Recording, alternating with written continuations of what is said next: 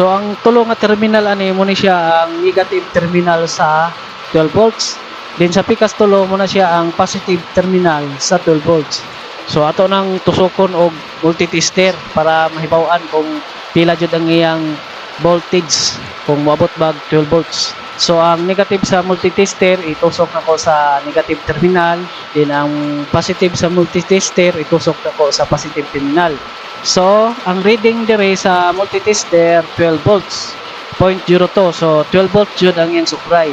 So may buwan na to nga baliktad ang atong pagtusok sa multitester kung adunay negative na sign. Kaya kining multitester, kining para tusok black and red man ni. So ang black muna ay negative, din ang red muna ang positive. So makita na to diri sa multitester na ang iyang reading niya adunay negative 12 volts 0.02. Bot pasabot baliktad ang iyang polarity. So para masakto iyang polarity, ibaliktad na to. Okay, alright. So karon mag-unboxing tag power supply na para sa 12 volts DC direct current. So ang mahitabo ani ang 220 volt AC alternate current i-convert siya sa 220 volts DC para mapasiga nato ang mga LED lights na 12 volts ang iyang supply. So mo na yung box niya. Then karon atong abrihan.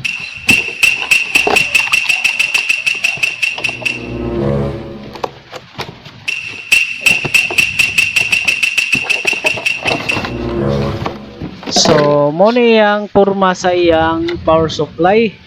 So, dire nakabutang dire power supply AC input 110 to 220 volt. Then, ang iyang output DC output 12 volts 30 amps made in China.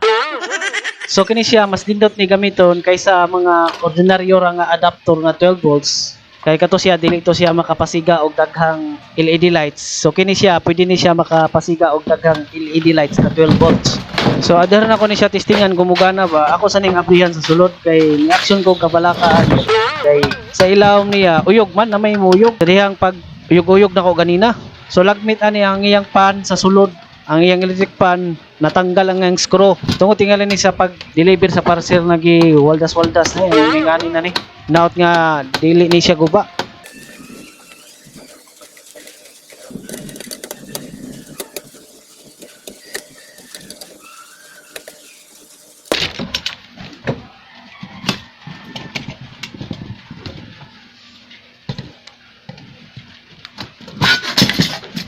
Okay, muna niyang sa sulod niya.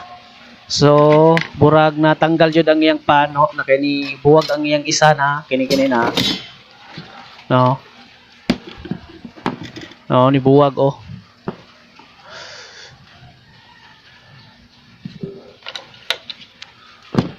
Kani siya ato ni ibalik og tao diri sa iyang kuan. So, ngana ra na siya. So sa akong duda paragwara laro ni nadaot natanggal lang mugana pa ni. So bantog ra uyog ganina puro mag ay natanggal na mga something silam yang pan jud ay. So okay ra ni siya. Burag sa akong duda di ni siya daot no. So by the way mo na yung porma sa iyang board. So ingana ra ang mga component niya. Then karon ato ning i-screw niyang pan nga natanggal.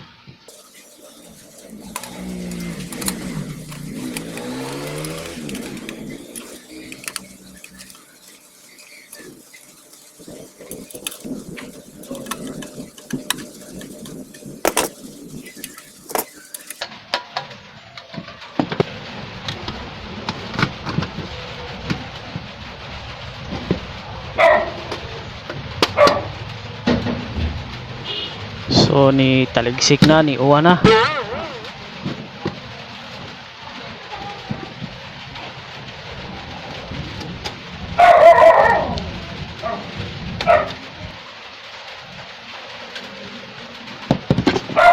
So testingan na nato ni gumugana ba. So dere adon na tay makita dere na terminal niya. So sa kilid na part dira ta mo kabit og 220 sa AC.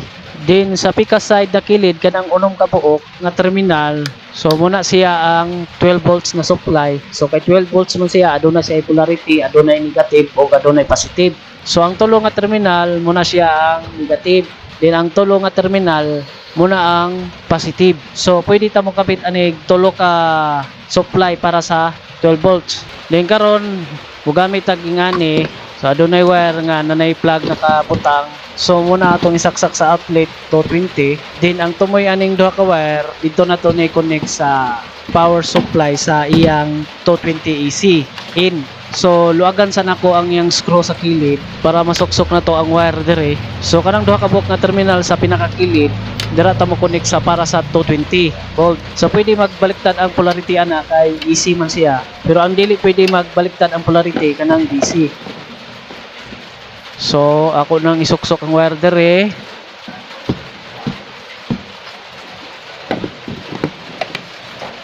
Then i-screw para di siya matanggal.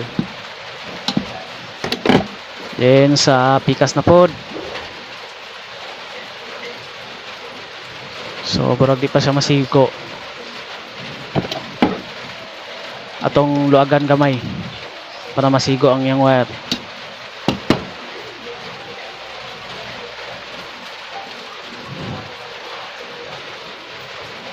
Then ihugtan para di matanggal ang yang wire. Then karon ang tumoy ani niya kining iyang plug niya, isaksak na to ni siya sa 220 volts. So adunay outlet dire, so isaksak na to dire. So nisiga na yung red race. So indicator na nanigana na siya. Din ang pan atong i-check. So akong gi-check ang yang pan, ni under siya kay napil sa akong kamot na ni under jud ang pan. So good di siya, di ni siya daot. Then karon gamitan na to og multi-tester para mahibawan na to kung ang iyang out niya moabot ba og 12 volts. So ang tulo nga terminal ani mo ni siya ang negative terminal sa 12 volts. Din sa pikas tulo mo na siya ang positive terminal sa 12 volts. So ato nang tusokon og multi-tester para mahibaw-an kung pila jud ang iyang voltage, kung moabot ba 12 volts. So ang negative sa multi-tester itusok nako sa negative terminal, din ang positive sa multi-tester itusok nako sa positive terminal. So ang reading dire sa multi-tester 12 volts 0.02. So 12 volts jud ang iyang supply. So may buwan na to nga baliktad ang atong pagtusok sa multi-tester kung adunay negative na sign. Kaya kining multi-tester, kini yang para tusok black and red man ni. So ang black muna negative, din ang red muna ang positive. So makita na to diri sa multi-tester na ang iyang reading niya adunay negative 12 volts 0.02, bot pasabot baliktad ang iyang polarity. So para masakto yung polarity, ibaliktad na to. So kung wala na negative sign na makabutang, so kung aha na nakatusok ng puwa sa multi-tester, muna ang positive terminal. Din kung aha na nakatusok ng black sa multi-tester, muna siya ang negative terminal. Din kini nga power supply, pwede ma-adjust ang iyang voltage ani. Adto na lang tayo tuyokon ani. So kining para tusok sa multi-tester, ako ni siyang iipit sa terminal sa power supply.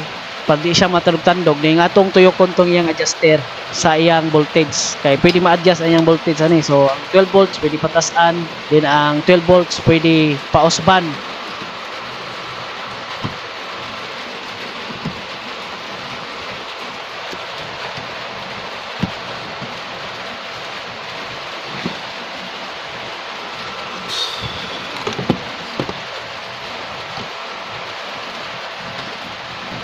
So muna atong gamiton. So ako nang tuyokon dire, so burag dili siya og ang iyang screw, so ako lang ni iduot. So say ni usab na iyang reading sa multi-tester, but pasabot na adjust na iyang adjuster. So di ubos ang iyang voltage. Then gamit ko lahi nga para tuyok, flat screw nga gamay akong gamiton para motuyok siya maayo. Then karon akong tuyokon otro iyang adjuster, ipalit na ko sa 12 volts patasan ako. So say nitaas ang iyang voltage, niabot na siya og 12 volts. Then karon ako na pong ibalik, ipababa ang iyang voltage.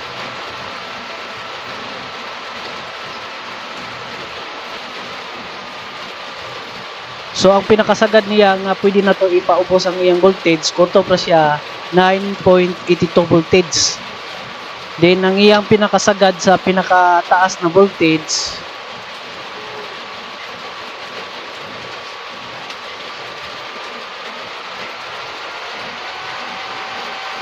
so kutob na siya 15.22 voltage ang pinakataas niya na voltage na pwede na to i-adjust. So mo ni siyang klase nga power supply. Then ang gusto na ko nga rate sa 12 volts voltage 12.07. So mo ni akong setup. Then karon na akong gamiton para makapa-under kog 12 volts. So mo gamit kog receptacle kaya ang paandaro na ko nga 12 volts na suga bulb siya nga 12 volts. So mo ni siya gamay na LED lights na bulb 12 volts. Then ang tumoy ani sa wire connect na ko dito sa power supply para sa 12 volts. Then karon gamitan na to multitester para matrace na to ang negative sa receptacle. So i-transfer sa nako sa continuity ang multitester. So ang negative sa receptacle kanang makita na to nga alloy color white kanang kilid sa receptacle. So muna ang negative. Then ang positive sa receptacle kanang makita na to nga brass nga yellow kanang sa tunga sa receptacle. So muna siya ang positive. Then ang tumoy sa isa ka multitester itusok nako diri sa iyang alloy yung color puti mo man iyang negative. Then sa tumoy aning duha ka wire itusok nako ang tumoy pod sa multitester. Kung mutingog siya muna siya ang negative. So sinitingog siya kini nga wire muna iyang negative. Then kung i-transfer nako sa pikas di siya mutingog so muna ang positive. Then kanang mutingog muna ang negative. So importante na i-trace na to ang polarity ani kay DC man ang gamit na to 12 volts adto naman ni polarity negative ug positive. Kaya adunay mga LED bulb na 12 volts na dili mo siga pag baliktad ang polarity. Then karon ako na ni i-connect. So ang negative wire i-connect nako sa negative terminal sa power supply para sa 12 volts.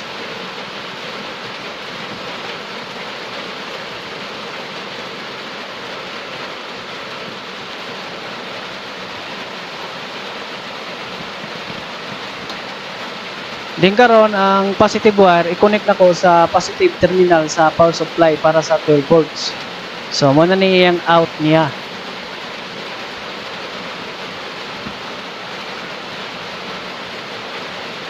Then karon ako nang isaksak ang bulb. So ako motrohon kining bulb na gamit nako 12 volts ni siya. Dili ni siya pareha sa mapalit na to sa hardware na 220 volts. So anyway nisiga na siya. So success siya. Di siya daot ang na-order na ko nga power supply ni gana jud ang iyang para sa 12 volts. Din karon kung naimingon na i-direct na daw nako sa 220 kining bulb na gitaod nako. So dili na siya pwede i-direct nako sa 220 kining bulb. Kay ngano 12 volts man nga bulb kining bulb na gamay. Kay dili tanan bulb 220. Aduna poy bulb na 12 volts. So kining bulb na gamay gi-order na ko ni sa Shopee, 12 volts ni siya. So ang 12 volts na bulb dili na siya pwede i-direct sa 220 volt AC kay adunay posibilidad na maguba ang lights o buskay siya. Muna ang kinahanglan gamitan siya power supply or adapter para sa 12 volts. Kay kini nga suga na design man ni siya nga 12 volts. So kinahanglan ang yang supply pod 12 volts. Muna nga karon gigamitan ako siya power supply nga 12 volts akong gigamit na voltahe para mapasiga ni siya nga bulb na 12 volts og dili siya madaot. So muna siya. So by the way, kini nga power supply na siya ipalatandaan diri sa iyang metal niya na naka-ukit. So diri nga side na plus, so muna ang positive terminal. Din diri nga side na minus, muna ang negative terminal. Pero di lang siya halos klaro. Din karon para maklaro siya, ako na lang siyang suwatan og pintil pin. So, utangan ako siyang plus 3. So ang dira nga side tulo ka buok positive terminal na. Dire butangan ako minus. So dira nga side tulo ka buok muna ang negative terminal para klaro jud maayo. So akong ipadool then i-focus ang camera.